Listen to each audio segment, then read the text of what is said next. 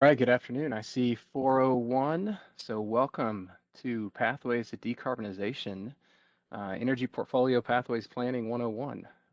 Welcome to the first workshop. Thank you for being here.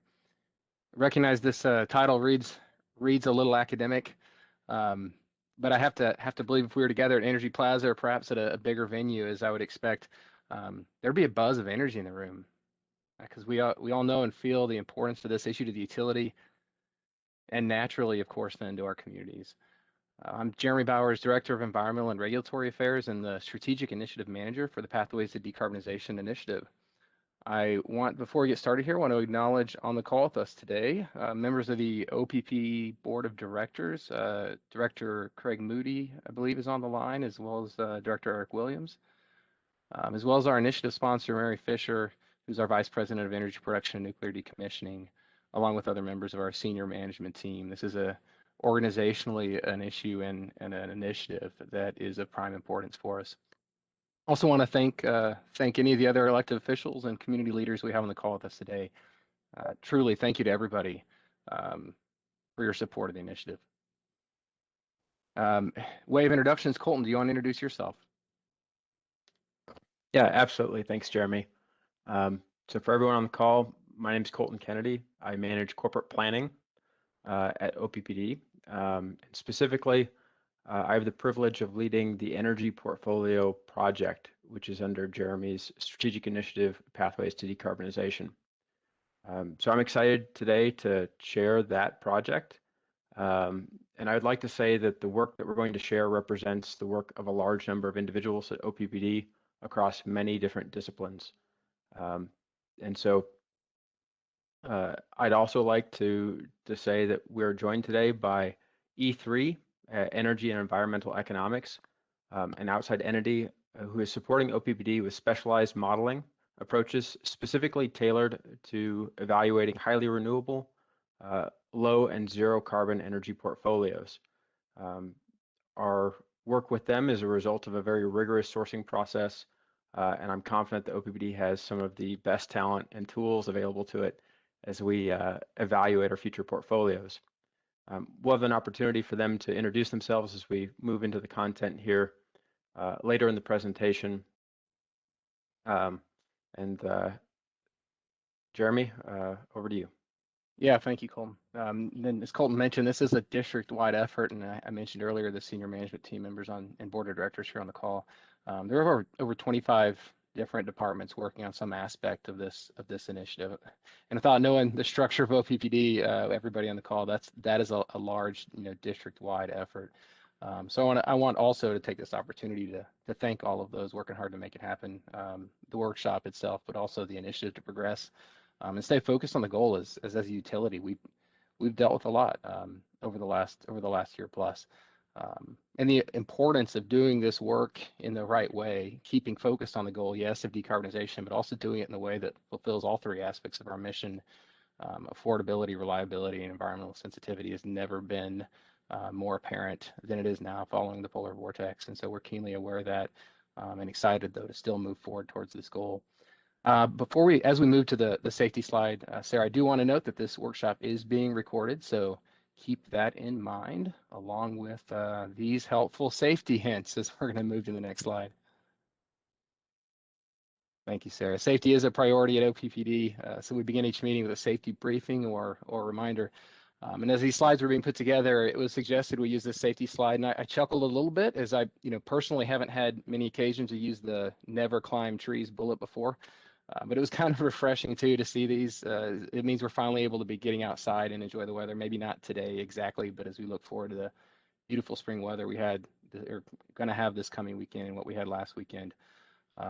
Also comment on this last bullet, it just caught my attention on flying kites. We probably also should add drones onto this note as it's kind of the modern day kite, and we're seeing more and more of that as you get out. I'm sure you've seen that as well.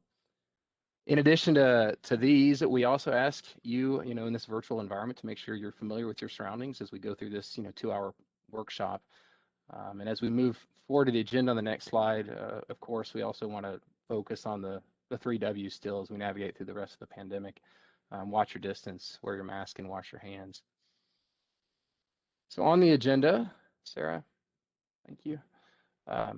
We recognize there's a variety of folks here, you know, in the venue that have a variety of understanding and familiarity with our work so far in the audience. So one of our goals today is to provide just a solid overview and baseline of the initiative and where we're at with it, how it fits with another well-known planning effort at the district, and those of you familiar with our industry, the IRP, and we'll get into that.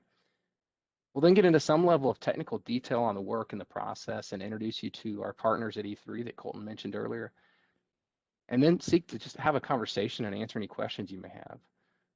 Also note that this first workshop is probably, you know, half overview before getting, you know, into more technical content. We do expect the future workshops, and there will be information on those as we progress here. We expect those to be significantly, you know, more technical in nature. So for those of you itching for even more details, they are coming, and we hear you, and we're excited to talk about that. Please take note also, though, the second and third objectives listed, as I mentioned, you know, to emphasize it, we really do want your feedback as you navigate this work. So to take us through the slide on feedback, I'm going to turn it over to Lori Zagurski. Lori. Awesome. Thanks, Jeremy. My name is Lori Zagurski. I'm the Manager of Stakeholder and Community Outreach for OPPD. So later, we have a number of team members supporting us today, but later you'll meet Jamie Wagner on the team, and she will be moderating Q&A. So before we get started, just a little housekeeping on how we plan to use the tools available via WebEx. So WebEx has both chat and Q&A functions, and you can refer to the graphics on the slide. And I just want to explain a little bit how we plan to use those tools today. So throughout the presentation, we have questions we'd like to ask of you. We want to better understand what brought you to today's workshop and also what's important to you. And so for those questions, we'd like to reserve the chat function for that feedback. So please don't use that function for Q&A, but use chat, and that will allow us to record your feedback. And on the slide, you'll see when you go to chat, you should be able to select everyone. And then when you type your reply there, that will help us record that input. Also, we understand that you're going to have questions for us. And so for that, we'd like to use the Q&A tool. So just click on the three dots and then the Q&A option on the bottom of your screen. And we will pause after the OPPD portion of our meeting for Q&A. And then that way, if you have any questions regarding our portion of the presentation, and then we'll pause again after E3's presentation. Next slide, Sarah. Okay, so we're going to test this out. This is our first question. So I just want to make sure everybody is in the chat tool. And you can type your answers there, but please don't submit just yet because this is a two-part question. We'd love to know if you're here as a customer or if you're representing an organization or a business. And secondly, we'd like to know what brought you here today. What interested you in attending? And so I'd like each of you to type those answers, type what business, organization, if you're a customer, and then again, what brought you here today? And go ahead and hit enter. And then let's just take a minute and look at the replies.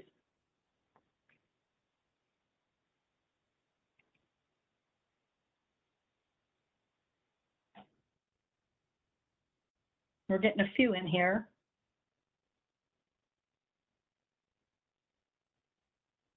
There we go, getting a few more. We have got a great cross-section of people here. We have some business, we have some elected officials, we have some environmental groups here, some customers. Wow, this is fantastic. I love it. Thank you for doing that. This will help us capture all that input, so I appreciate that. And we'll be doing more of this along the way, so thank you very much. Okay, Sarah, next slide. And I'm going to turn it back to Jeremy. Yeah, thank you, Lori, and thank you all for your participation in that. A little bit of context. You'll recall we first started talking about decarbonization back in 2019. I'm sure many of you here are keenly aware of that. And at that time, we considered it, you know, naturally even as focused on our generation assets. And that's what we're here to talk today about primarily. But as the conversation continued, we realized this issue is broader than that. And by now, I expect you're familiar, most of you, with the 4 lanes of our initiative, the 4 projects that we consider to be in this decarbonization initiative. And you can see those here with these icons. And I'll go through those briefly. Our internal operations project is focused largely on the way we do business here inside OPPD. and has, from a practical standpoint, has largely focused this last year on standing up a district-wide greenhouse gas inventory, and that was presented at our board of directors all committees meeting.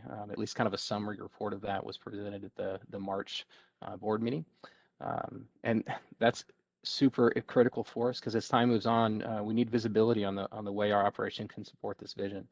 So we need to have that ability, that clarity on our own impact. So the project at the end of last year completed the initial inventory. It built process on repeating it in future years, and it's now starting to work on data collection for performing the first repeat inventory. The effort here then is going to pivot into a larger sustainability effort as the project makes plans for disclosure and reporting and next steps there. Our customer project, leveraged what we have inside of OPPD, a very robust product development framework, but focused on product offerings to support a customer's effort to reduce their environmental impact. This team's reviewed and benchmarked over 200 product concepts, and it's now working on a more detailed review of those most promising candidates, and we know there's a lot of interest in that as well. But more than this, important to note that project's focused on making the process and the way we value the environmental attributes of product development, making that repeatable in the future, because as technology is going to constantly evolve, and we're going to constantly want to be ahead of that and making sure we're offering the best possible products to our customers. And then before we get into the energy portfolio, you see the community project, and that's an effort to build a systematic approach to prioritize potential community efforts. At our March board meeting, we talked about the climate action plans that were reviewed and the efforts made to catalog those and to come up with a prioritization model that then can communicate within OPPD and then externally why we're focusing our efforts on what we're focusing on, and what is OPPD's voice in this broader community work. But we're here today to focus on what is truly the heart of our business, the way we generate electricity. So at this point, I'm going to turn it over to our energy portfolio project manager you met a minute ago, Colton Kennedy, and he's going to take us into the project. Colton. Yeah, thanks, Jeremy. So the energy portfolio project, you'll notice the first thing about it is the name energy portfolio. It's not just OPPD's generation portfolio. It's not looking at just customer load. Energy portfolio to us is an evaluation of everything on the supply side for generation, also demand side options like energy efficiency and demand response, as well as other technologies like carbon sequestration or direct carbon capture technologies, energy storage, long-term energy storage, etc. So the effort is really to evaluate across a very broad range of technologies, and really tailoring the project to focus on doing that in a way that that's consistent with OPPD's mission, so of affordable, reliable, and environmentally sensitive energy services. So those aspects of affordability and reliability are directly embedded as we evaluate the different portfolio options or pathways to achieve the goal. And so for this reason, the project includes a large number of facets and individuals with different disciplinary backgrounds on the project.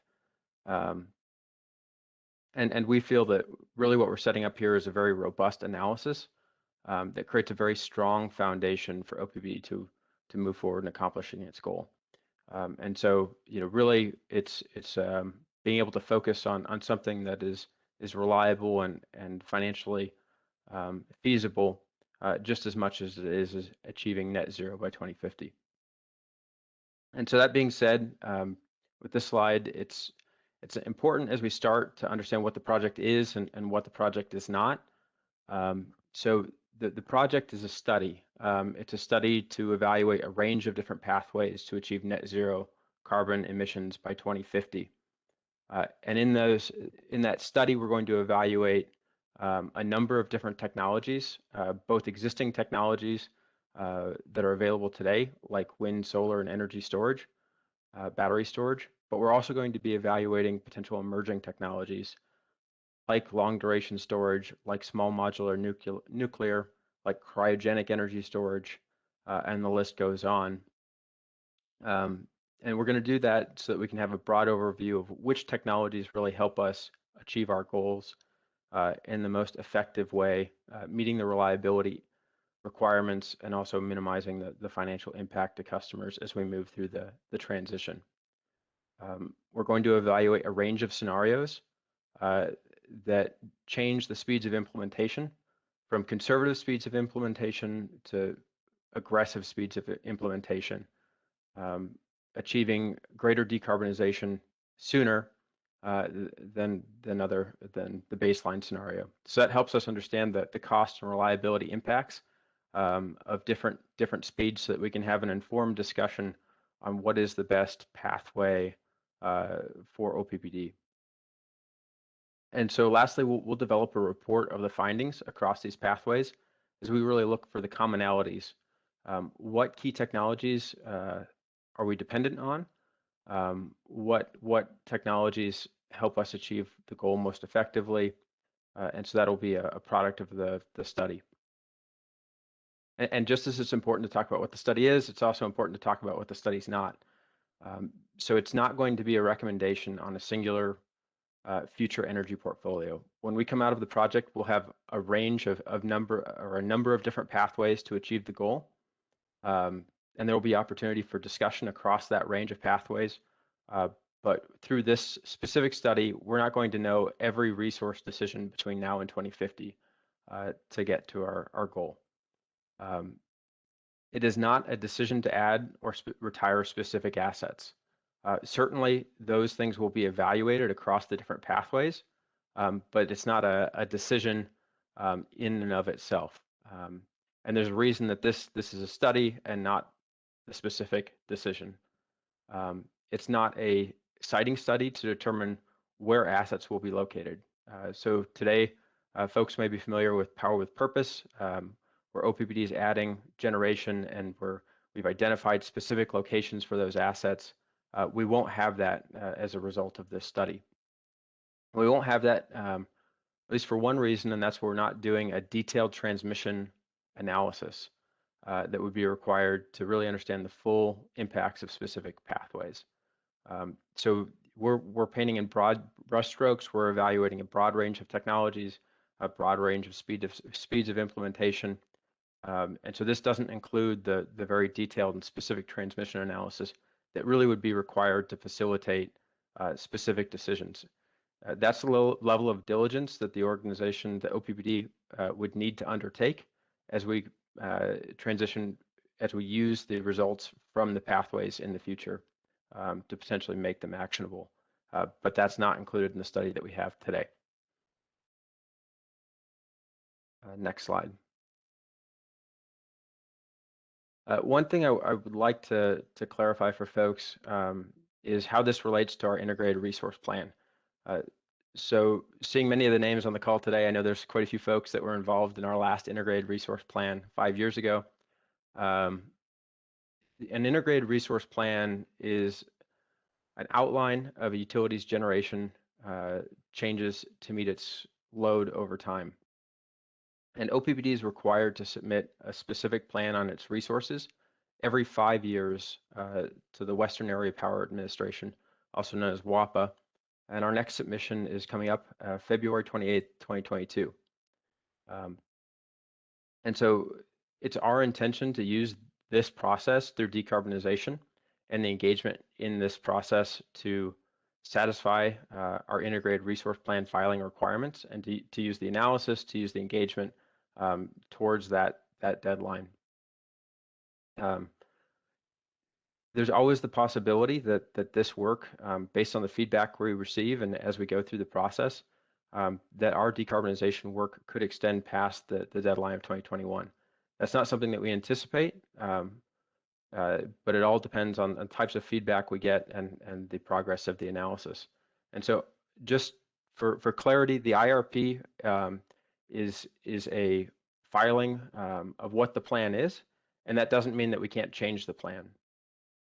So depending on the results of the decarbonization study that we're undertaking and when it's available, we will always be able to update our IRP or our plan that's filed with WAPA based on our goal of meeting net zero by 2050, which is what is our intention.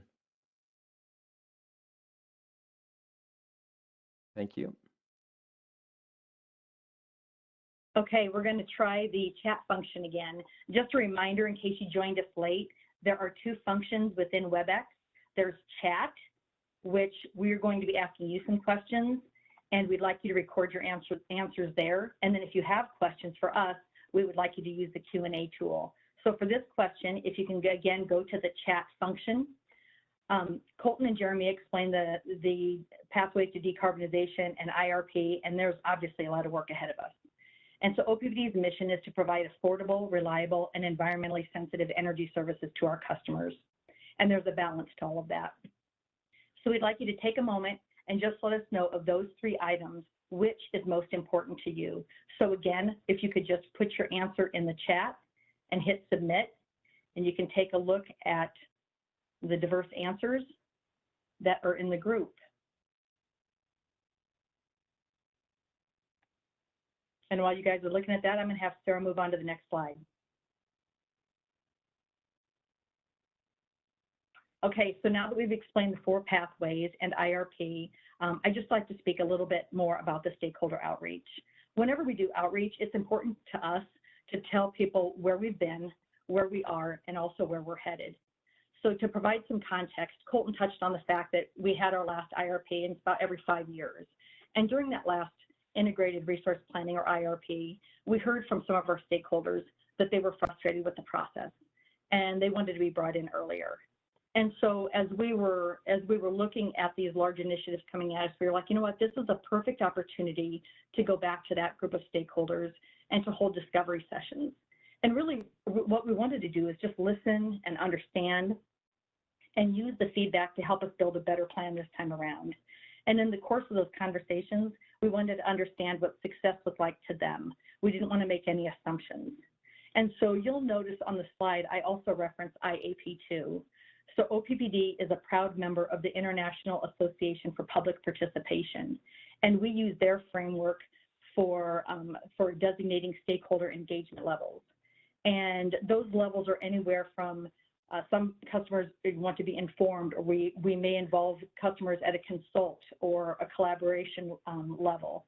And in this case, we identified that level of engagement as collaborate. I won't go into too much of a deep dive on the levels, but at this level, our promise basically to the public is that we're going to look to the stakeholders for advice in helping us formulate solutions and incorporate that advice. So Sarah, if you can go to the next slide. So I won't go through all these bullets, you can read through them, but I did want to just call out a couple key takeaways we had from those sessions that were very helpful. One of the things that we heard is that stakeholders felt blindsided by being brought in too late into the process. So it is that very first bullet, right? People have a desire for upfront communication, time to digest the information, and they want to provide input before those final decisions are made. They don't want to just hear about it for the first time at our board meeting. They want some engagement ahead of that. The other thing that was interesting is there is an understanding that there needs to be a layered approach. There was an understanding that not all stakeholders are engaged at the same level, nor are stakeholders all engaged around the same topics. Some may feel more passionate about one topic over another. And so that's why you need to provide options for engaging. It's not a one-size-fits-all. And we thought it was great that the stakeholders really wanted us to lean on them. They said, you know, lean on us. We want you to provide information to us to even help carry that message to our members of our organizations, to even help them, keep them informed. And they, even within their own organizations, they even understood that not everybody within that organization was engaged at the same level. And the other thing that we heard is improve on the feedback loop. I think when we take the feedback in, we use it to make those decisions. But I think the differentiation here is that they said, you know what, that's great, but if our feedback wasn't used, we kind of want to know that too.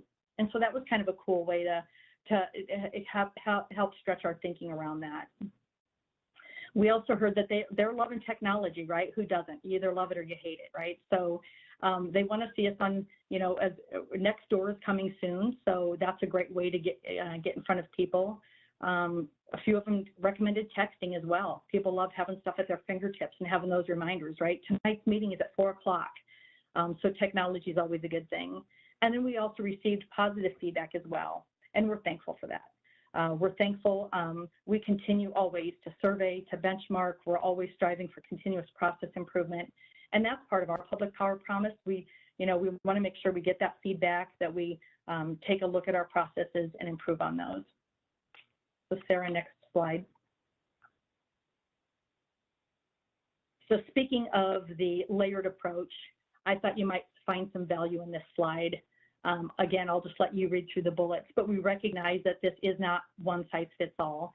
And those IAP2 levels, I have across the top of the slide there: inform, consult, involve, collaborate, empower. Again, we recognize that each individual is unique in their interests and also how they want to engage. So you have some people that just want to be informed. You want some people that want to have more collaborative efforts. Some people just want to look at things online on their own time. Others appreciate more of the in-person or the Zoom events. Also, you have people that are very relational and they like that one-on-one touch versus maybe people that just want to go through the paper and the technical. And I do want to stop for a minute and talk about that on the relational side of things. On the top of that second column, I call out there the relationships and public affairs. I really want to give a nod to that business unit here at OPPD. They're really boots on the ground. We have economic development, government relations, our community outreach, and even though you may not, outside of these public meetings, this is the work that we do every day. We're out there constantly having meetings with community leaders, with chambers, with people within our communities. And so people have found a lot of value in that. And it was interesting looking at the chat earlier. I think somebody called out Brooke Aiken from our economic development team and said, hey, I came to the meeting because of Brooke. Those are the types of things that you might not see, but those are the types of things we do every day.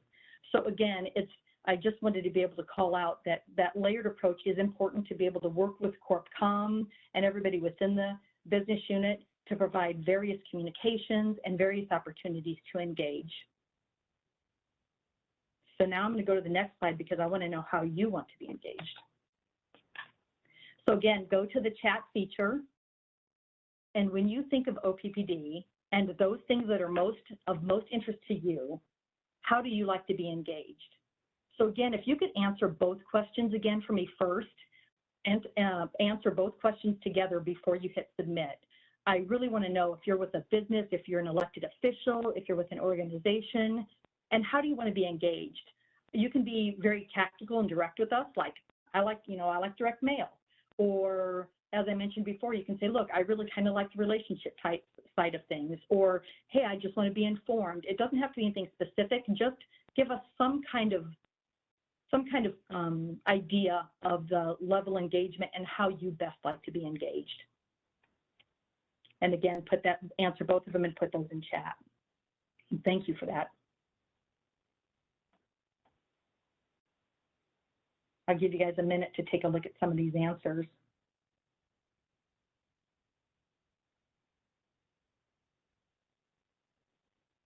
Oh, this is wonderful. We've got some social media, we've got some newsletters, people like Zoom, WebEx, the relationships. I love that, love seeing that. I love seeing that personally because we love getting out and talking to people. So that's awesome. We'll take that any day. Anytime we can get in front of our customers. I'm loving it. Keep it coming, you guys. Even if I move on, please keep putting those answers in the chat. I think that's fantastic. And if I didn't mention it already, we do plan on grabbing all of these answers from chat, and this will, again, still help us as we're doing that continuous process improvement and as we're moving forward with planning. Okay, Sarah, next slide. Okay, so today's workshop is the first of 6 workshops this year. And this is, again, part of that layered approach, recognizing that some stakeholders really want to be more involved. And this is the first time, so like we talked about earlier with IRP, we did not have these workshops that last time around. This is new this time around.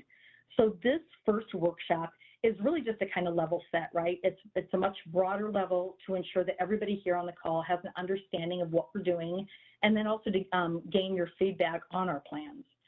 E3, I'm going to turn it over to Colton next, and Colton and E3 will talk a little bit more about these workshops. But I just wanted to let you know that the future workshops will be much more technical in nature, and they're specifically designed for those that want a deeper dive. Again, that layered approach. Some people want to be informed, some want to go into those details, and that's great, and that's why we want to provide these different types of opportunities.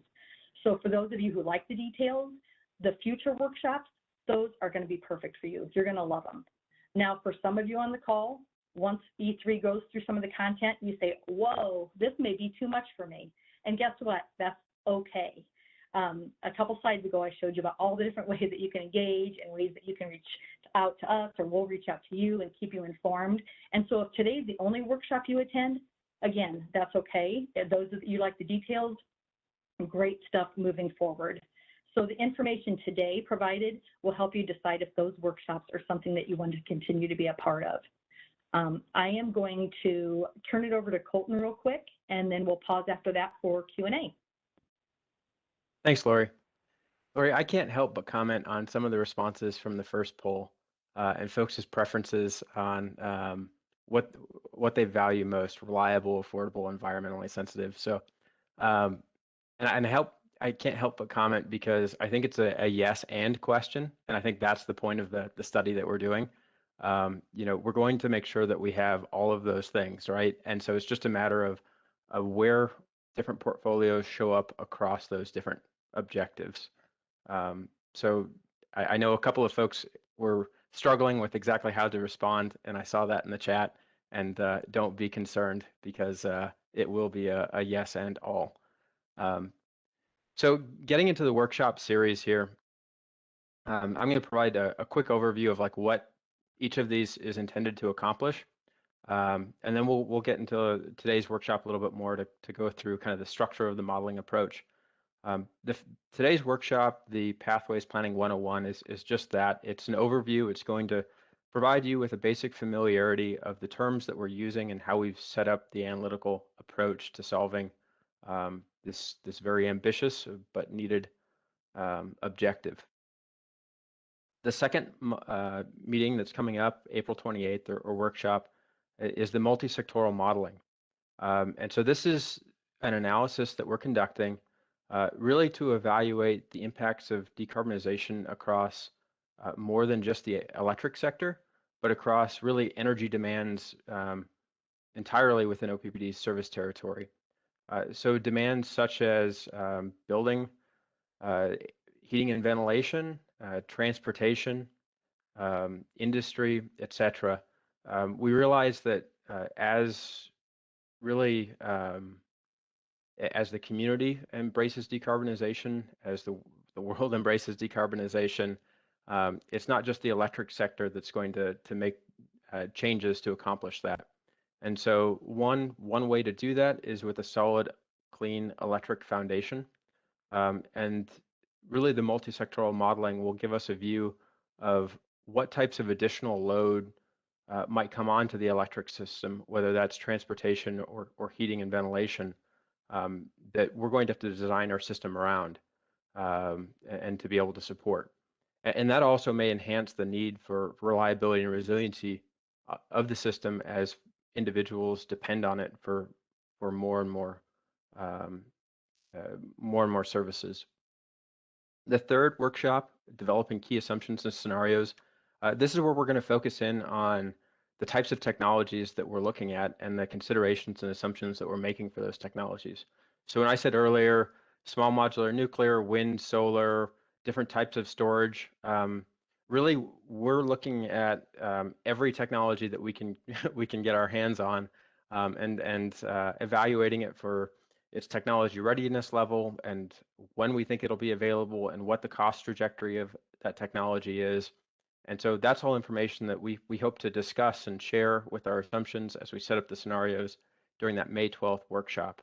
So if you're interested in what types of technologies or you have input into what we should be evaluating, that's the workshop to come to provide input into that. The May 26th workshop, developing our modeling approach, this is where you're going to see kind of all of the modeling come together before we go through the optimization. So this will be, how we take all of those individual assumptions around technologies, how we're taking all of the individual assumptions around what the reliability requirements are, or resource adequacy requirements are for the system, and how we're integrating those into our optimization to come up with the different pathways. During Q3, Q4, dependent on those modeling activities, we're going to share those initial results. And we're going to share those initial results with enough time that stakeholders can take those, interpret those, and provide meaningful feedback to OPPD with comments, questions, and concerns prior to developing the final results that'll come in December of this year, December of 2021. So hopefully that provides kind of a high-level overview of what this workshop series is.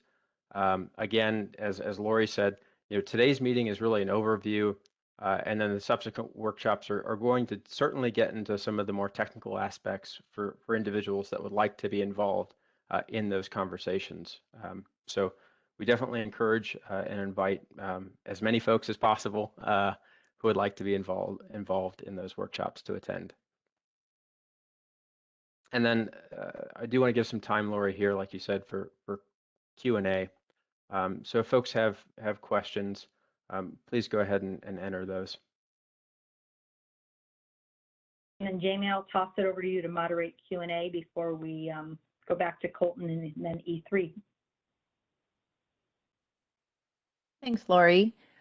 So far, we have only a question about our OPPD Community Connect site, and we're going ahead and addressing that one just with regard to how you log in, whether or not logging in is required for comments and things of that nature. So taking that feedback and responding there, but nothing so far on the presentation itself. Perfect, and I can address that one. So for those of you that aren't familiar, OPPDCommunityConnect.com is our new stakeholder engagement platform. We just launched it last July. We're super proud of it. We are the first utility in the U.S. to use this platform. And that is really the go-to place that if you want to keep on top or abreast of these projects and strategic initiatives, we have a number of them out there. You've heard us talk about Power with Purpose or Decarb. There are a number of projects out there right now where you can learn more information, but then what's cool about the platform is that it's very interactive as well. And so we don't want it to just be one-way information. We take polls, we ask questions.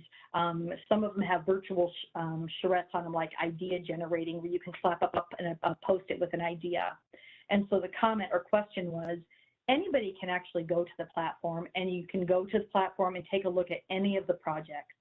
But the question was, there was concern that they had to log in or register to leave a comment. And so we talk a lot about transparency, being part of public power. And so that's part of that as well, right? To be able to understand our customers. So when they leave comments, to know that who we are talking with as well. We will never abuse that privilege. There is that opportunity for people to leave, to let us know, hey, contact me. I want to know more about this certain project. But we do want to know who we're speaking with on that platform. And secondary to that, there's also, this is very similar, it's set up like social media as well. So if you're out on social media, your name is public, you're out there. So it pretty much mimics that type of environment as well. So I hope that answers your question. And thank you for Lori. that. Thanks for that. Mm-hmm. We did just get one more in if you want to go ahead and take advantage of this break. Does OPPD still provide a heated and AC controlled parking garage for senior staff or board members? Could you save energy and money by turning that HVAC off?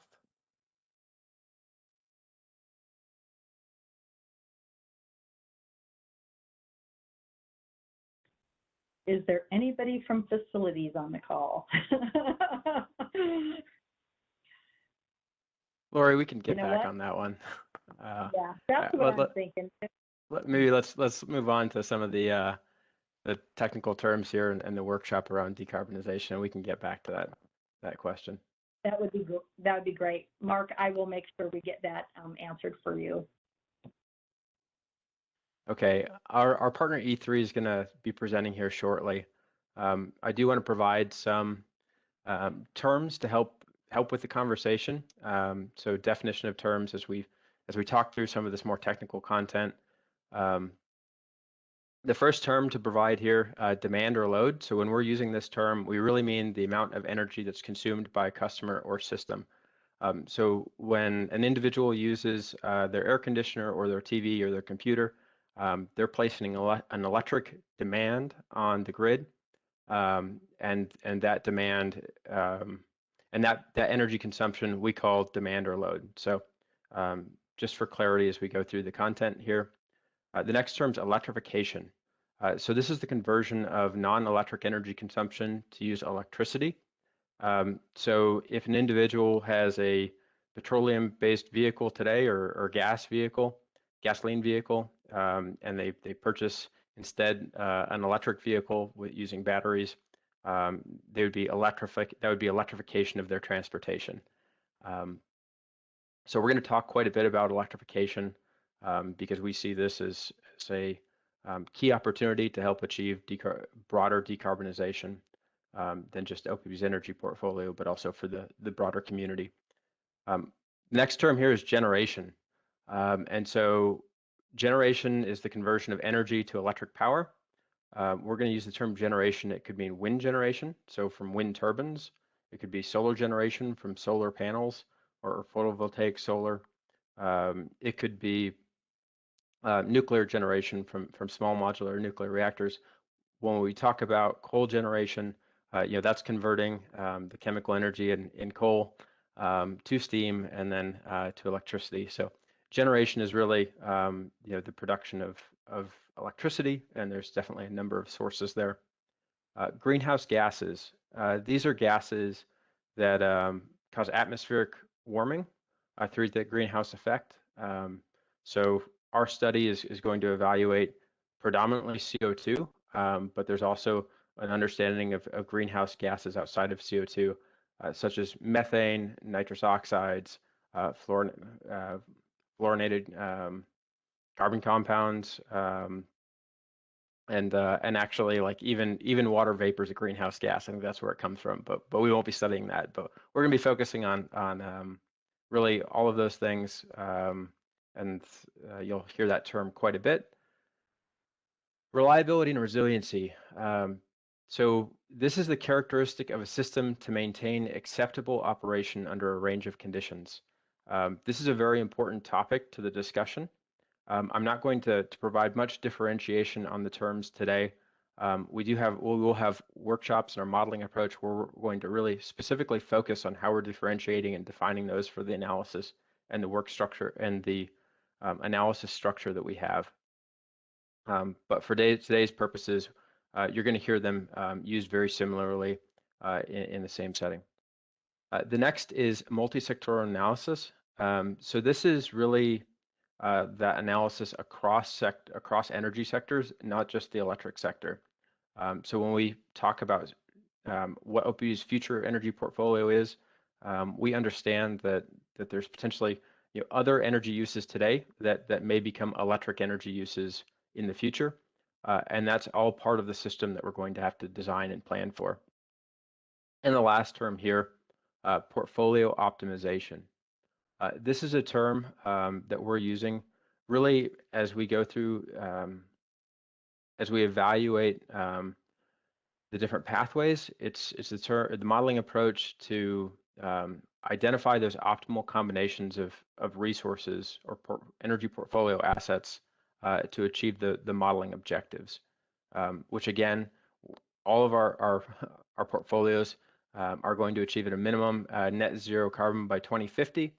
And we're going to optimize for least cost while maintaining certain reliability and resiliency criterion through the process.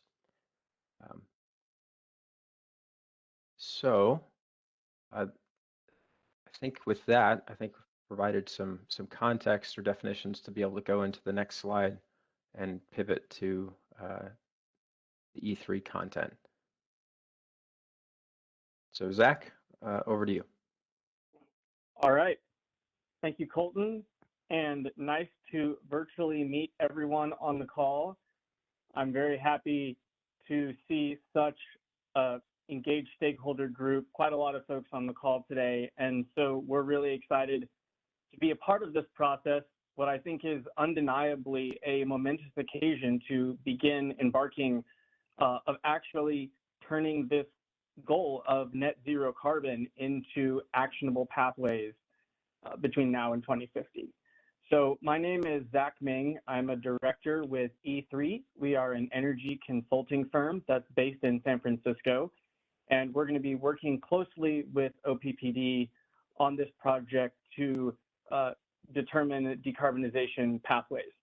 And today's workshop, what we're going to be talking about is really just an overview of what is decarbonization planning? What are decarbonization pathways? And at E3, we've done a number of similar studies for utilities across the country. And so we're excited to take some of the lessons that we've learned from those utilities and bring those to bear here in Omaha and greater Nebraska area. I have two colleagues with me on the line today, Arnie Olsen and Burdick, and they'll introduce themselves here in a minute. If we go to the next slide, a bit of an overview of E3. Like I said, we're a consulting firm based in San Francisco. We have about 75 staff, and we specialize in electricity economics, particularly on the transition of the electricity system to a more deeply decarbonized, renewable, sustainable electricity system. And in answering questions related to that broad overarching theme, we work for a really wide variety of clients in the industry, not only utilities, but energy developers, government agencies, and environmental groups. And one of the reasons that we are able to work for such a diverse set of groups is because we really try to bring a very data-driven, analytical, and unbiased, fact-based approach to the way we tackle these questions. So if we go to the next slide, as I said, my name is Zach Ming. I'm pictured there in the top middle of this screen, and I'm a director in E3's resource planning group.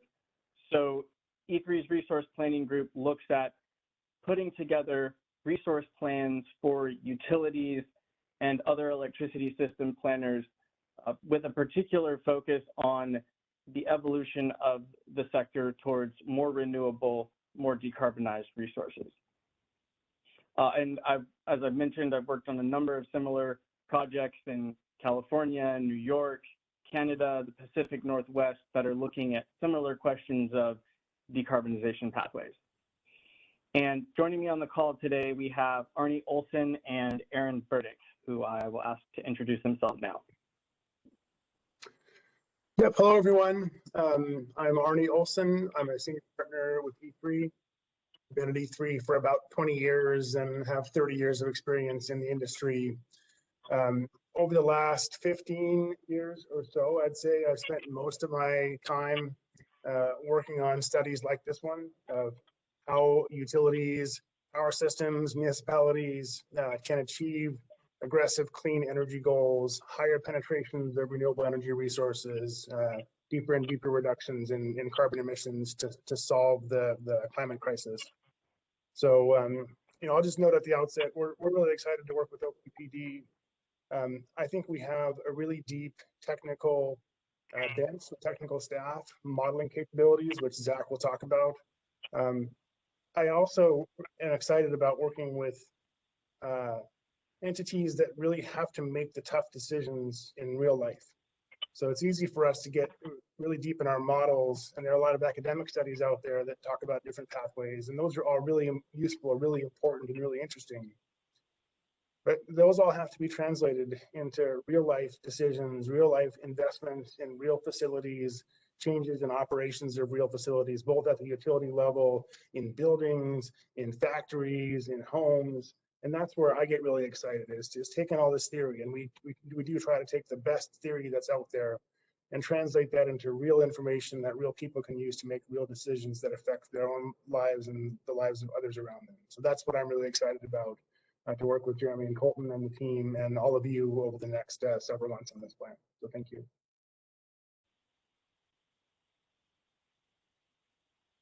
And hi, good evening. My name is Burdick, also with E3. and been working on energy transition planning issues for about 15 years, including energy efficiency, climate policy, and renewable integration. Previously with non-governmental organizations and with a large utility in California.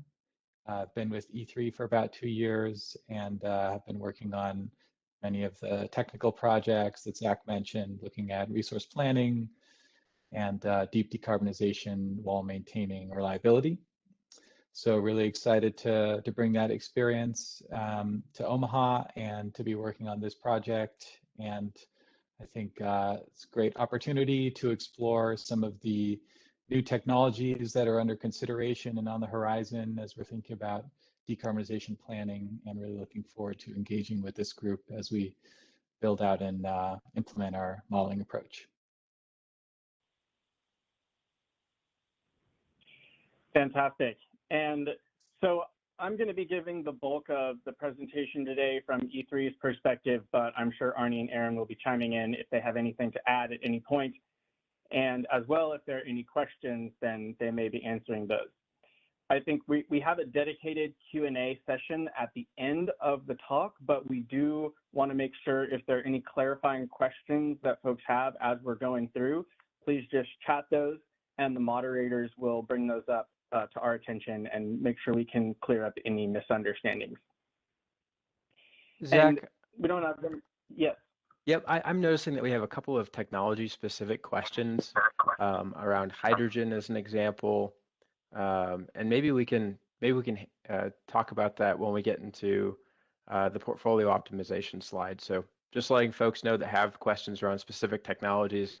I think some of your questions will be addressed as we go through the content here today, as well as more of a specific focus on the multi-sectoral analysis and how we're looking at greenhouse gases. So just wanted to make that comment for some folks that may have outstanding questions.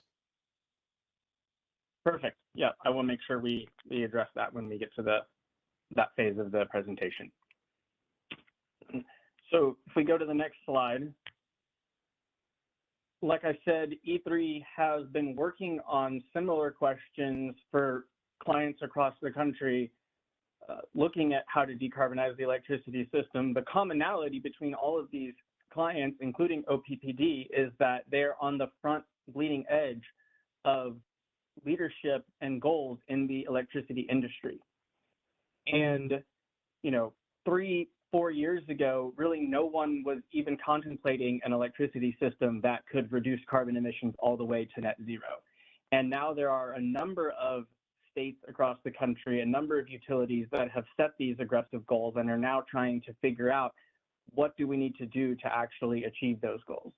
And you can see some entities that we've worked with here that are tackling these questions, including several public utilities in California and the Pacific Northwest.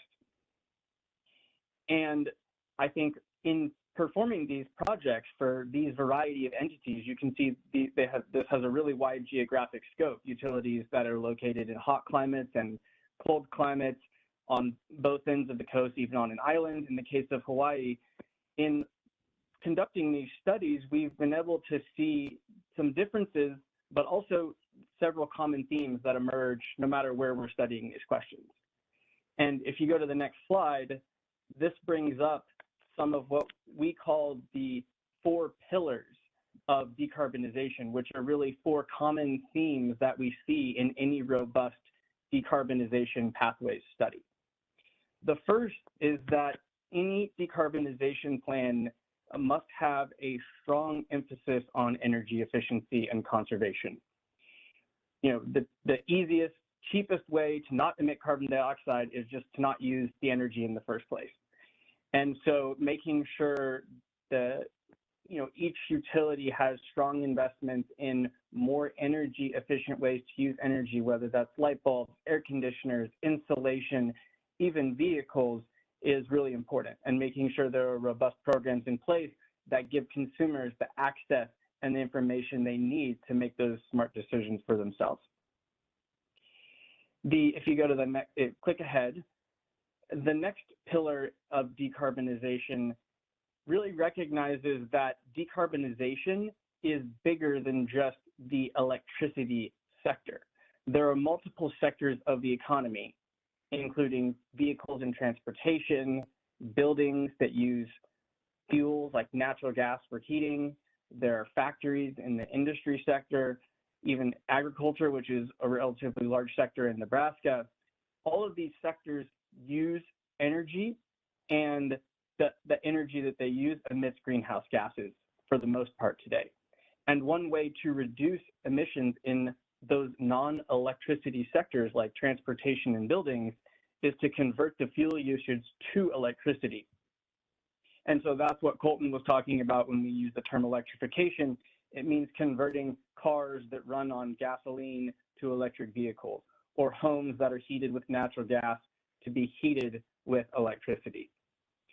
And when you look at the future of the electricity sector from that perspective, this actually leads to a pretty significant increase in electricity demand. You can see an example here from a study that E3 has performed in California, looking at how much electricity demand increases between now and 2050 by about 60%, primarily due to the electrification of the transportation and the building sector. But if you click ahead, electrification really only works as a decarbonization strategy if the electricity is clean itself. And so decarbonizing the electricity sector by building more low carbon or zero carbon sources of electricity is, an essential component of decarbonization. There's multiple options for zero carbon electricity resources. There's renewable energy resources like wind and solar, but there are also non-renewable zero carbon resources like nuclear energy, or even something called carbon capture and sequestration, which is traditional power plants like natural gas that instead of emitting carbon dioxide into the atmosphere, capture the carbon dioxide and store it underground. And then so the low carbon electricity pillar is definitely an essential component of this study in terms of determining what combinations of resources OPPD should be investing in. And then the final pillar is called low carbon fuels, which recognizes that some sectors of the economy, for example, aviation, are really hard to electrify. There's a number of technical limitations that prevent converting planes to electric planes. And so for certain parts of the economy that still need to rely on fuels, like jet fuel for aviation, figuring out ways to decarbonize those fuels through things like biofuels or growing, getting jet fuel from algae is an example of how to reduce carbon emissions in those sectors. And that's absolutely an essential component of decarbonization planning broadly, but that's a little bit outside the direct purview of OPPD as an electric utility, so that's not going to be as much of a focus in our decarbonization study. If we go to the next slide, I believe we have a chat question. I will turn it back to OPPD.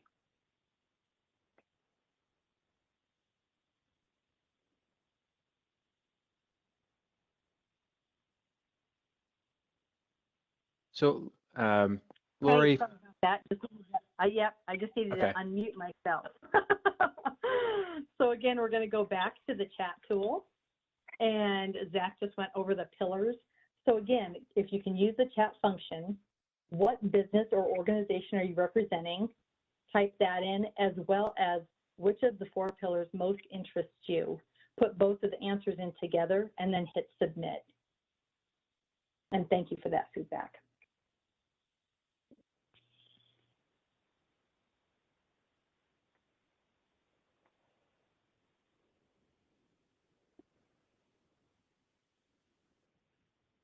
Okay, Zach, we're capturing all that we have it after today. So if you want to move on, that's fine. Okay. Sounds great. If we go to the next slide.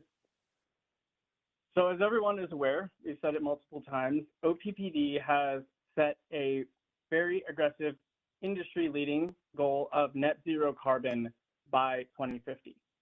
To put that into context a little bit, until several years ago, many utilities were setting carbon reduction targets, but really many utilities didn't consider or conceive of it to be possible to actually eliminate carbon emissions all the way to net zero. Many utilities had carbon reduction targets of 40% or even 80% by 2050. And so a non-zero carbon target is, a version of a less stringent carbon goal that we have on the right side, but OPPD's goal is net zero carbon.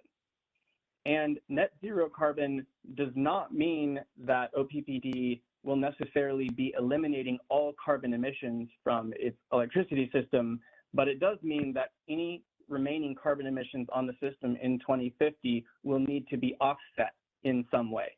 And there are a number of avenues to offset carbon emissions that we'll be exploring in this project. A more stringent version of a zero carbon target is an absolute zero carbon target, where there is absolutely no emissions left on the system at all, so nothing left to offset. This is more stringent and more costly than a net zero carbon target. And I will say across the utilities and states that are looking at these aggressive goals, I would say net zero carbon really is the emerging consensus for where states are setting goals, where utilities are setting goals that minimize the impact on the environment while still leaving the maximum amount of flexibility to be able to provide affordable and reliable electricity service. And then just one other sort of flavor of zero carbon goals would be something called 100% renewables, which is also an absolute zero carbon electricity system, but it limits the types of resources that can provide that zero carbon energy to only renewable energy, things like wind and solar and batteries and hydro energy. It does not allow for non-renewable zero carbon resources like nuclear power, for example. And again, this is something that's been studied, but broadly, the consensus for where states and utilities are setting their goals is around this net zero carbon target, which is right where OPPD is. Zach, if I could ask a clarifying question that we received. When we consider nuclear generation, which of those goals would it count towards? Would we consider nuclear? Right, okay. Yeah, so nuclear would not emit carbon, and so it would be a resource that OPPD could rely on to generate electricity while still achieving its net zero carbon target by 2050. Okay, and does that answer the question? I think it does. I think there's a second part of the question, for how we might see nuclear show up in the results. And of course, we're not at that point yet, but you'll be discussing the portfolio optimization in upcoming slides here as well. Yes. Great. So if we go to the next slide, I've just provided a little bit of an overview for what decarbonization planning is, what types of things we expect to be looking at in this study, what the genesis of our goal is, which is net zero. And so this slide here is an overview of a project plan that we've put together for OPPD that we're going to be conducting between now and the end of the year. And each of these bullets here is a different phase of the project. So we have a phase looking at multi-sector modeling, which is looking at the entire economy bigger than just the OPPD electricity sector. And we also have an analysis phase looking at reliability and resiliency, looking at portfolio optimization and risk analysis. And we'll be walking through each of these on a subsequent slide. So you can see broadly the timelines here where we'll be getting to each stage. And we have staggered stakeholder workshops to align with each of these. And we're, again, looking forward to having stakeholder feedback as we progress through this analysis plan. And we'll also talk as we get to the end of the presentation that this plan that we're presenting today is our plan, our initial plan, but if there are feedback from stakeholders on potential modifications, then we're open to, modifying this in some way. So if we go to the next slide, the first phase of our analysis is the multi-sector modeling that we've discussed several times. And again, the multi-sector modeling is based in a recognition that OPPD is only one sector of the economy that emits greenhouse gases. There are other sectors of the economy, transportation, buildings, agriculture, and industry that also emit carbon dioxide. And the decarbonization of those sectors through electrification that we've discussed is almost certainly going to have a large impact on the electricity demand that OPPD has to meet. So OPPD really, in almost all likelihood, has a dual challenge of both meeting a significant increase in electricity demand while decarbonizing all the way to net zero. And so we have a stakeholder workshop coming up here in about 3 weeks where we will be presenting some of the results from our multi-sector modeling analysis that look at the broader energy economy in Nebraska and the interactions between these other sectors like buildings and transportation and industry with the electricity industry and what the demand forecast might be for Nebraska and Omaha. If we go to the next slide, the next phase of the analysis is the reliability and resiliency analysis. So any pathway that OPPD puts forward is going to, it will be absolutely critical that that pathway is not only able to meet a net zero carbon target, but is able to do so while continuing to provide reliable electric power. And as we've seen with the polar vortex, there are significant impacts from an electricity system that isn't able to keep the lights on, especially during times of extreme weather when people are quite literally relying on electricity as a matter of life and death. And to a lesser extent, we saw what can happen in a state like California when reliability planning goes awry, and some of the power outages that happened in California last summer. So any portfolio plan that we produce or any decarbonization pathway that we produce, we're going to ensure that it is able to meet reliability standards. When we look at the types of resources that we're going to be building on OPPD system, wind and solar and battery storage, there are some limitations to those resources. The sun doesn't always shine, the wind doesn't always blow. And so this phase of the analysis is going to be looking at the potential contributions of those resources to be able to contribute to reliability, to be able to ensure that we can keep the lights on. And closely related to reliability is resiliency. Reliability is looking at the ability of the system to meet all demand across a really wide array of conditions, and resiliency is focusing on specific black swan events, looking at events like a polar vortex or tornadoes or flooding, and ensuring that the system is not overexposed to any particular event, that it's prepared for those black swan events, that it is able to quickly recover from any impacts that might happen when those events occur. And we know those events are going to occur. We know the frequency of those events is going to be more common. And so ensuring that we develop a pathway that can meet reliability and resiliency targets is going to be critical. And we have a set of stakeholder workshops that will be digging into this topic in particular in a lot more detail here coming up in the next couple of months.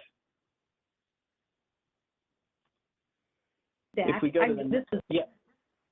Oh, sorry, I'm just going to pause real quick. We're getting a number of questions and answers in the chat, and we do have moderators watching it for you, so I know that you want to address some of them where we can along the way, that we're going to pause and do them at the end.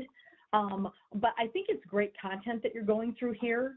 And I think, well, I just, as a reminder to the audience, that the purpose of these slides that you're going through are to be able to talk about how the things that you're going to address in these workshops coming up. So a number of the questions I think that are being asked are probably things that you're going to be addressing in those future workshops. And so I appreciate you explaining the workshops, maybe the content that will be covered, and those might be best answered in those workshops, or we can take them offline after this workshop. Yeah. Thank you. Thank you, you Lori. for that, Lori.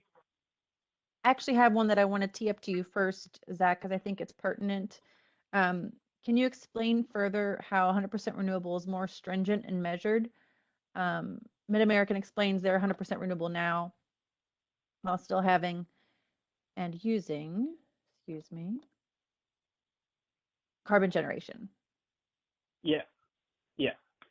So there are a number of entities around the country that, claim to be 100% renewable. There are other entities like Google, Amazon, Facebook that all, claim to be 100% renewable. What that really means is those entities are buying enough renewable energy that matches their electricity consumption over the course of the year, but they are not operating their own electricity system that is only relying on renewable energy in the same way that a system like OPPD would have to do.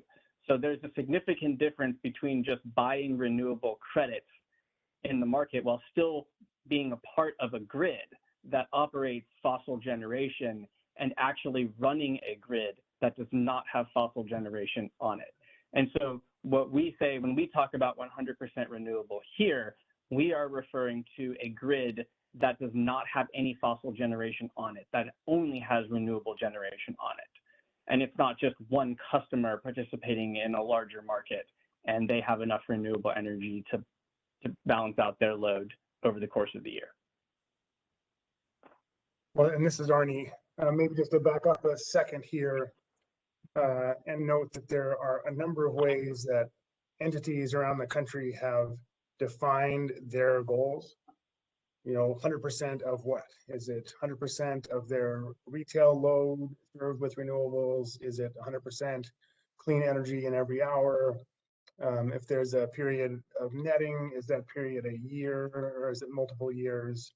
So this has been defined in different ways by different states and cities and corporations that are making voluntary renewable energy purchases. So one of the questions will be for OPPD is how should they define and measure their goals? How should they account for carbon that they produce? How should they account for the carbon content of imports from other entities within the Southwest Power Pool region? Exactly where you draw the boundaries. All of these are questions that utilities like OPPD need to answer as part of that process. And so that will be one of the things that we're considering is what are the different ways to measure progress, to define the goal and to measure progress towards the goal.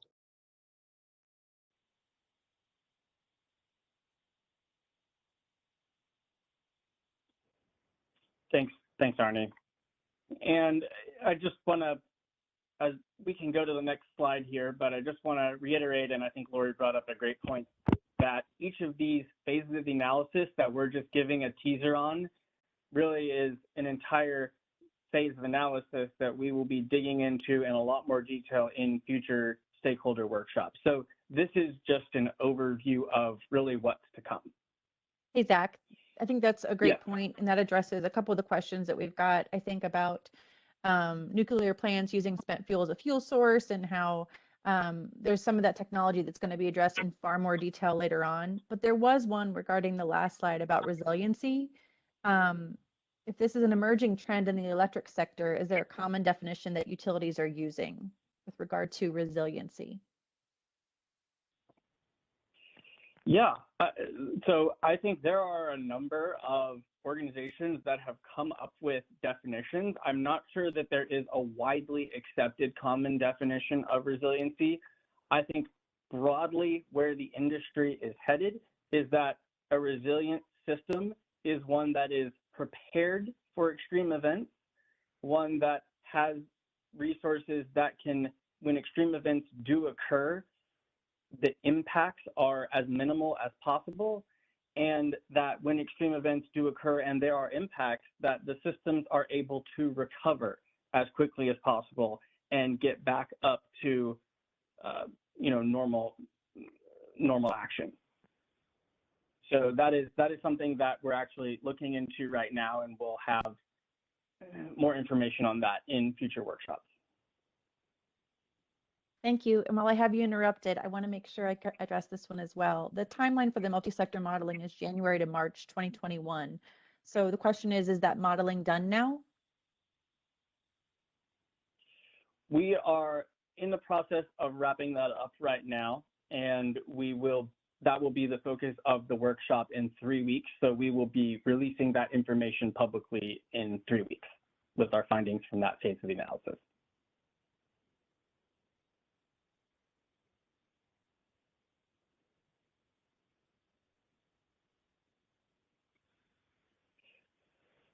Okay, so if there are any other questions, please just jump in, but I will move on to the next phase of our process, which is portfolio optimization.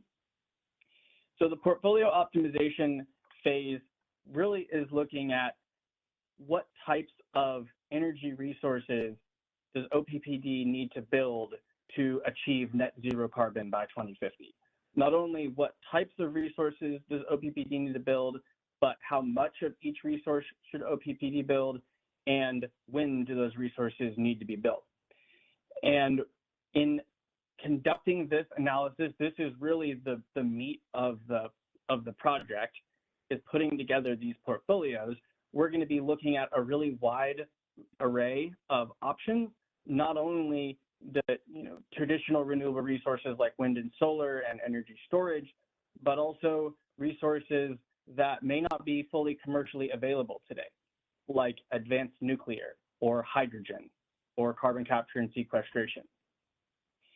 And we are not, this phase of the analysis is not only going to focus on resources that OPPD can build, but it's also going to think of energy efficiency and customer actions and measures as an option in achieving decarbonization as well. So energy efficiency and customer actions will be evaluated side by side with supply resources that OPPD can invest in. And in the same vein as OPPD is going to be looking at pathways of resources to build, this phase of the analysis will also look at what types of resources may be retired and on what timeline will those resources be retired. So this phase of the analysis involves relatively sophisticated modeling. There's a lot of assumptions and methodologies that go into this phase in terms of what the costs of each of these are. And we'll also be looking at a lot of scenarios because there's a lot of uncertainties about how costs are going to evolve and what technologies may become available. And this is something that I think we're particularly keen to get stakeholder input on in terms of helping us, well, in terms of providing feedback on what types of assumptions we should use and what types of scenarios we should examine. Hey, Zach, on that note, I have a question. Where and how will distributed generation be addressed? Yes, so distributed generation will be an option. It will be a resource option for OPPDs, to include in the portfolio, and it will need to be characterized in the same way that all of the other resources will need to be characterized. So it will have costs that we will need to make assumptions about, and we'll have characteristics that we'll need to make assumptions about. Thanks. Okay, so if we go to the next slide, the next phase of the analysis recognizes that there are a lot of uncertainties that are going to evolve between now and 2050 in terms of what resources, what zero carbon resources are going to be available to OPPD to achieve net zero carbon, and what the costs of different resources are going to be. And so the risk analysis phase of the project looks at different futures of the world, what technologies might be available, what the cost of those technologies might be, and determines an optimal pathway given that future world. And what it seeks to do across all of the many futures that or scenarios that we may analyze, it seeks to determine what types of near-term actions are low or no regrets, and what types of near-term actions are consistent with a really broad array of future scenarios.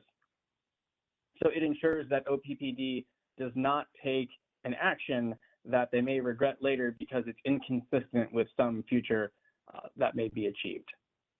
So we will be working as we get to this phase of the project to determine what types of risk variables to look at and what types of scenarios to run.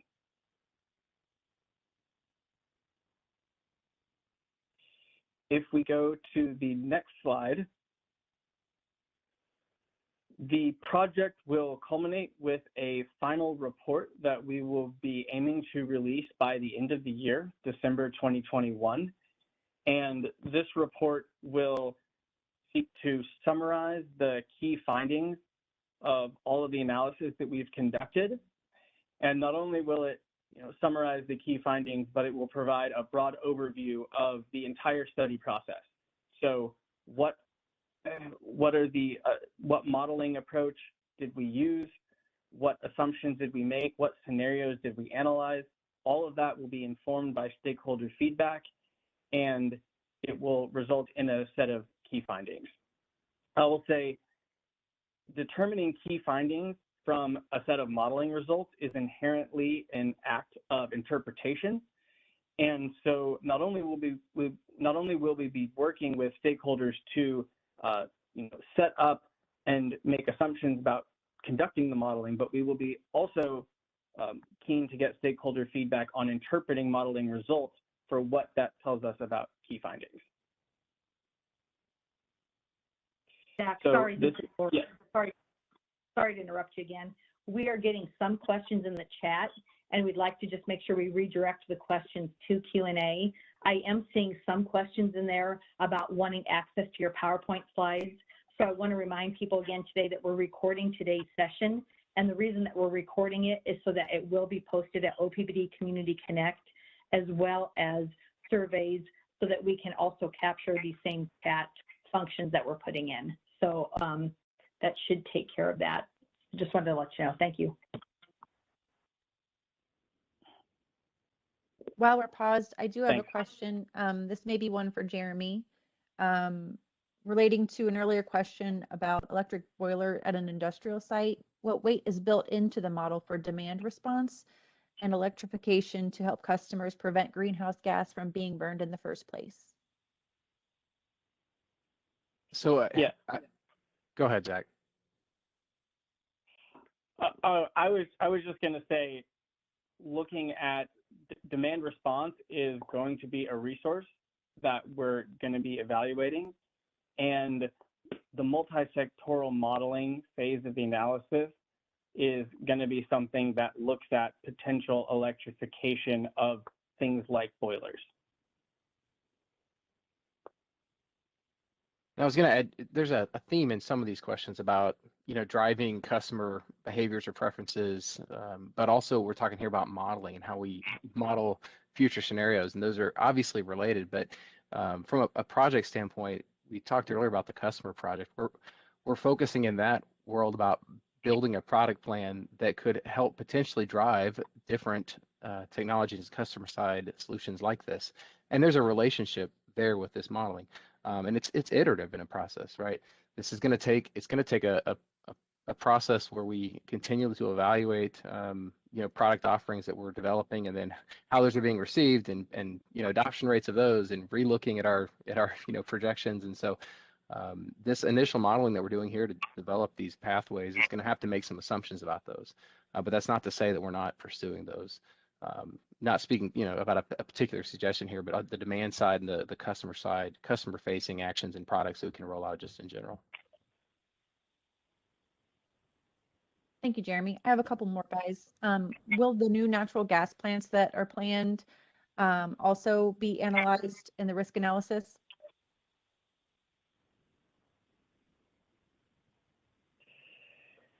So yes, we will be looking at a variety of futures. So we will be looking at existing and planned natural gas plants.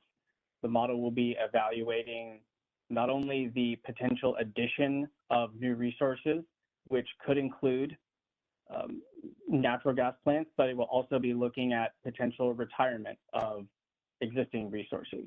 So I think, we will also have a number of scenarios where we can, further constrain the model in certain ways. And so if there are particular scenarios that stakeholders would like us to look at that have assumptions around existing or future natural gas plants, then we can run those scenarios as well.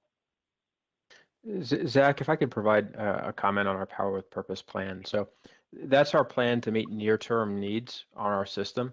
When we look at our energy portfolio from now till 2050, we're evaluating all of our resources to achieve that net zero carbon by 2050.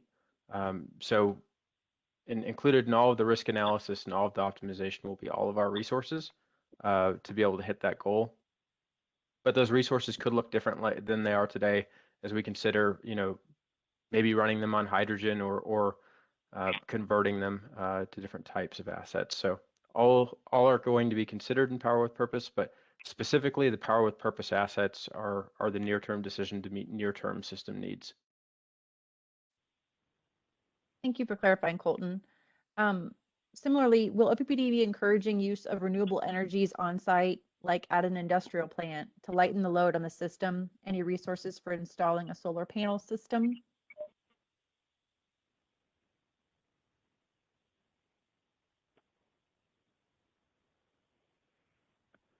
So if I understand I was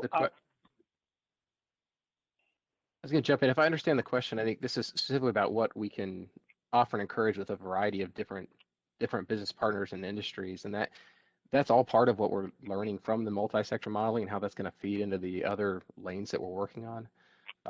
And again, it's an iteration. As we learn in that, we'll come back into the planning process. But the community work is going to look at where can we, make the most progress. What industries, what other sectors, where should we focus? Maybe we need to take a look at products differently based off of that output. So there's a variety of different work activities going on here that all feed into each other. Colton, did you have something to add to that? Yeah, I did. I think some of the questions are getting pretty broad in nature rather than clarifying on the content that we're going through. So Zach, if you could maybe keep us going through the report here and then the stakeholder process, and then I think we're going to have time to talk about more of those broad questions that individuals have. Yeah, sounds great. Thank you. So if we go to the next slide, this here is just an overview of the project schedule timeline. So this lists each of the different project phases that we just gave an overview of and roughly when you can expect that we will be working on each of those phases. And the stakeholder engagement process is listed at the top. You can see when each of the 6 stakeholder engagement workshops is planned. So obviously today's the first workshop here at the beginning of April, and we have 3 more workshops planned over the coming 2 months. So to dive a little bit more into each of those planned stakeholder workshops, if you go to the next slide, you can see the subject of each of the stakeholder workshops. And Colton has gone over this a little bit, but now that we've walked through the project plan broadly, I will go into each of these in a little more detail. Today's workshop is an introduction broadly to the project and an overview of decarbonization planning. And the workshop in 3 weeks is going to be a presentation of our analysis on multi-sector modeling. Each of those workshops is really, from a public participation perspective, is an informational workshop. These are meant to educate stakeholders on some of the trends in the industry and what we're going to be looking at and how that feeds into the later modeling workshops. Workshops 3 and 4 are about developing the modeling approach and creating a number of key assumptions and scenarios. So these are more of the relatively technical workshops where we will be presenting initial perspectives of modeling assumptions and scenarios and gathering stakeholder feedback on that and soliciting stakeholder ideas on what types of resources we should be looking at, what types of scenarios we should be considering. So after we get feedback and solicit input from stakeholders in workshops 3 and 4, we will put our heads down for several months and get busy on conducting a lot of the modeling and analysis. And we expect to get back to everyone sometime in the fall with a set of initial modeling results and solicit feedback on those results. Get feedback from stakeholders on how they perceive the results of the modeling. And based on that feedback, we may iterate on the modeling, another time or two. And then towards the end of the year, probably in November, we will have a set of final results that we will begin to transition into our final report that has an overview of the entire process and key findings and lays out the set of decarbonization pathways. So that is an overview broadly of what decarbonization planning is, the phases of analysis that we've planned out to conduct this study, and our approach for involving stakeholders to solicit feedback and improve the overall process. So with that, I will turn it back over to OPPD and then move into the Q&A session. Zach, I think I have a point of clarification to make on the scenarios. And could we go back to that last slide with the workshop series? Thank you. So we're going to be developing a set of different scenarios. I think there was a comment that we'd be able to evaluate, any and all scenarios that folks have, and realistically, our time is limited, and we'll work through collaboratively to look at what those scenarios are, but we aren't going to be able to model every scenario that every stakeholder would like to see. We're certainly going to have a breadth of scenarios that capture a range of speeds of implementation. But just wanted to clarify, we're going to work our best to make sure that we have that bounding range of scenarios, but may not be able to satisfy everyone with all scenarios.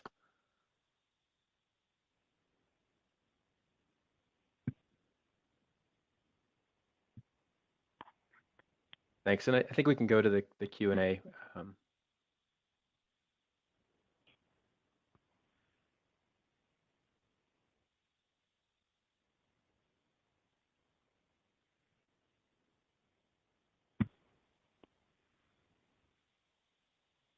Jamie, I know you have a lot of Q&A that the moderators are going through. Zach, I don't know if you have a chance, and Colton, to just scan some of them and address if some of them will be talked about in future workshops, or if there's a couple of them that are relative to the content that you brought up today that we can maybe answer.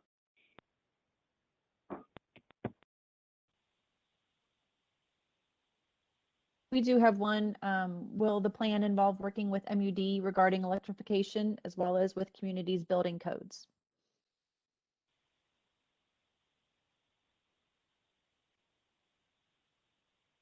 I'll take a first shot at that. That is absolutely our intention, is to work with the community and our stakeholders.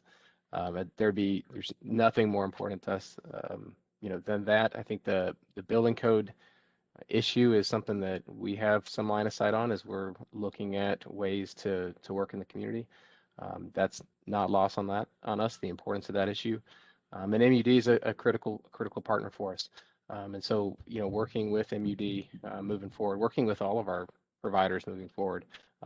Mention MUD particularly not only because it's in the question, but because they are here and local and downtown, right across the street from us. We want to engage all of our stakeholders, and yeah, that's something that we certainly are planning on doing. Thanks. How about where will a carbon pricing policy be examined in this process?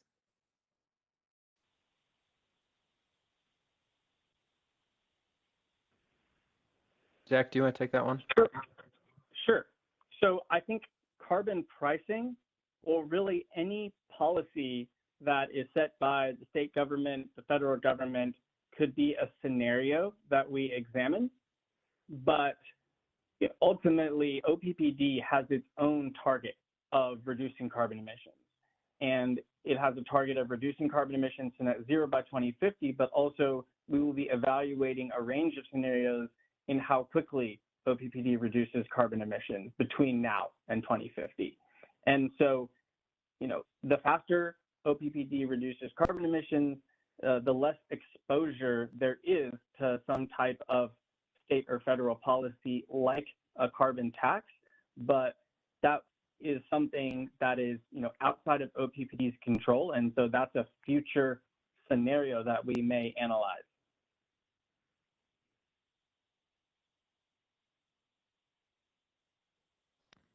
Yeah, this may be a good point to interject, and it's a great question, but maybe a good point to interject that the reason we've organized this work this way is exactly the reason that Zach just kind of got to, is that we've made commitments about our own generation.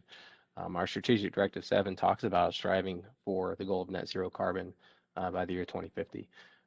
These other aspects are important and are all being tackled through the variety of projects that we've mentioned.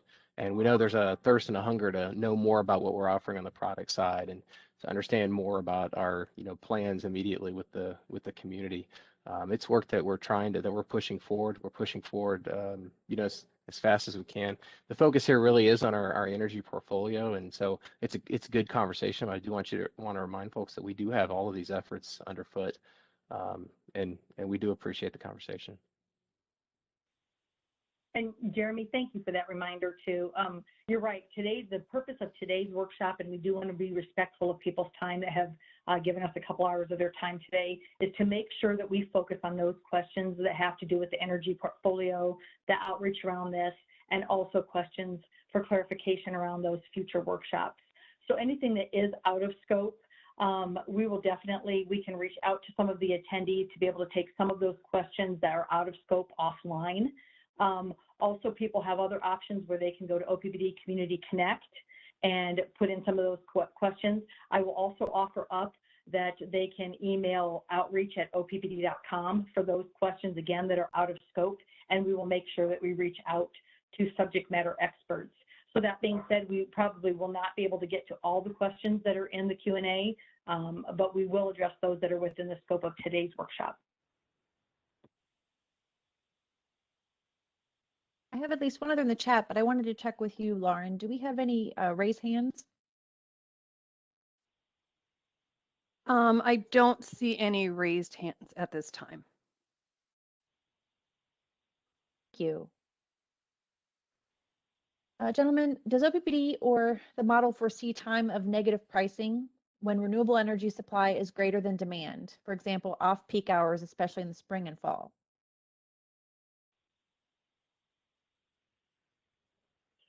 Yeah, that's a great question that I think gets into the technical weeds of the modeling and factors that we're going to be considering. I think suffice it to say, for the sort of where we're at right now at this phase, yes, we will be considering factors like that. But I think we'll have a lot more time to dig into those types of issues in future workshops.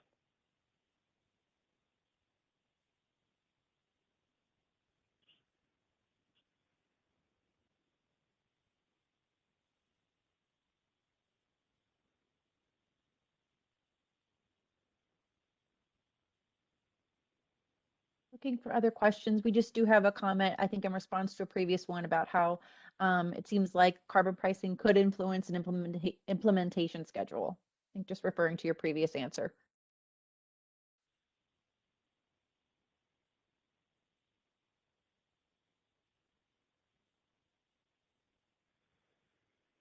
Yeah, absolutely. That's all I have for now.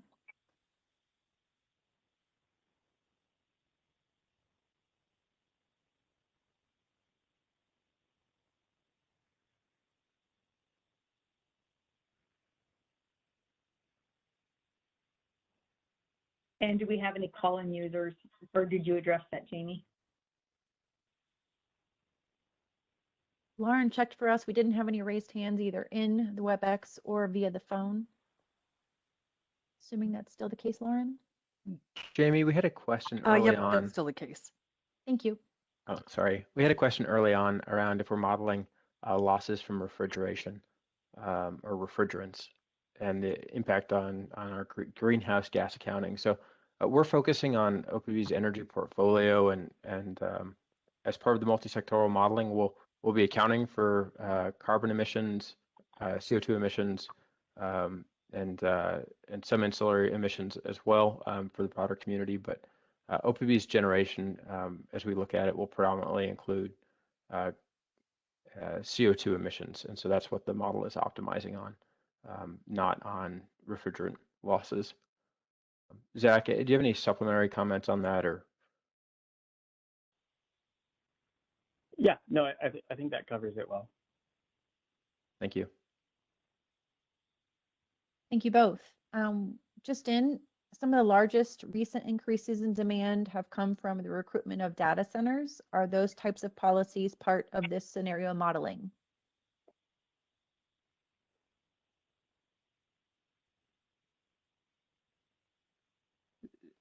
So in this modeling, we'll be looking at a range of different load scenarios. One of the things that we're doing is the multi-sectoral modeling, where we're going to be looking at the impacts of electrification. And so that there are quite a bit of there is quite a bit range of load sensitivity, even caused by the modeling that we're doing there. And so I think that would capture some potential load impacts, but certainly large customers do influence OPPD's resource planning over time. So at this point, we're looking at our current forecast with a range of different load conditions to reflect electrification.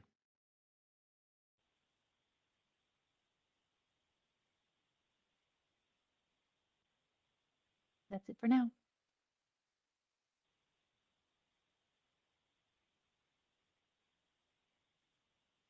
Okay, do we want to move on to next steps real quick? And then Jamie, I'll just let you keep an eye on that in case a couple more come in while we're covering next steps. That'd be great. Sarah, thank you for moving that along. So I just want to remind you that we are committed to continued stakeholder engagement and feedback. It means a lot to us to receive that input. So just wanted to let you know that today there's a post-meeting survey and you have two options. So as you exit the meeting today, you're going to get a pop-up option. And we just want to let you know that it is a safe pop-up. It's a safe link. And that's we want to make sure that could be the most convenient to capture you at the end of this while everything's still fresh in your mind and to be able to fill out that survey. We understand that you've been hanging in there with us for 2 hours, so thank you very much for that. And if that doesn't work, no worries. You just keep an eye on the email that you registered for this workshop with, and that survey will also be in your email and should be able to get that feedback. Also, just a reminder that the upcoming workshops are every other Wednesday starting April 28th. So April 28th, May 12th, and May 26th. The times have yet to be determined. We do have a question on that in the survey. We do want to know, did this time work? Is even lunch convenient? Trying to figure out when that would be a good time for all of you. We had a great attendance today, so that's a wonderful sign. And then again, once we have the exact time set, the WebEx registrations will be available again at OPPD Community Connect. Also, for those people that weren't in attendance today, or if you want to be able to tell friends, family, your organizations, this workshop is being recorded today. We will have that posted by April 9th or by the end of this week. For those of you that participated in the chat survey, thank you. We are going to mimic that with a Survey Monkey and have that next to the recording so that as people are watching the workshop, they can also fill out those questions about what's important to them, why do they care about the initiative, and be able to capture that as well. Within OPPD Community Connect, there's also the question and answer tool. So if you have questions even after the fact, after today's workshop, we will capture those questions and we will pass those on to Colton and Zach and team. And then the last thing I just want to address too is OPPD does have the Speakers Bureau, and you can always request a speaker from us at oppd.com/speakersbureau. But again, like I spoke about earlier, we have so many people with boots on the ground and in the communities, and so don't be surprised if one of us come knocking on your door or giving you a call and saying, hey, when's your next meeting? We want to get on the agenda. There's some great content here, and you may want to have Zach or Colton and them get in front of your organization to give some of this information as well. So we're happy to do that as well. Next slide, Sarah.